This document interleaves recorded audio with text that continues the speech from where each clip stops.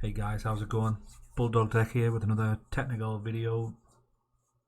In this video we're going to show you how to export your favorites to a HTML file in Microsoft Edge Chromium.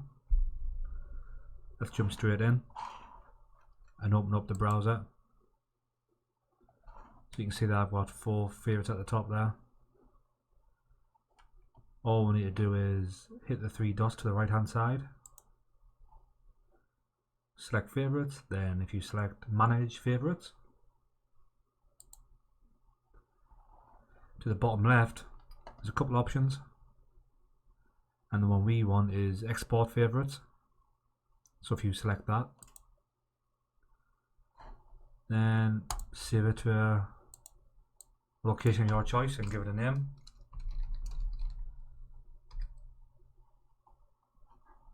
As you can see, it's going to save as a HTML file, so from there you can import it in any browser, Chrome, Firefox for example.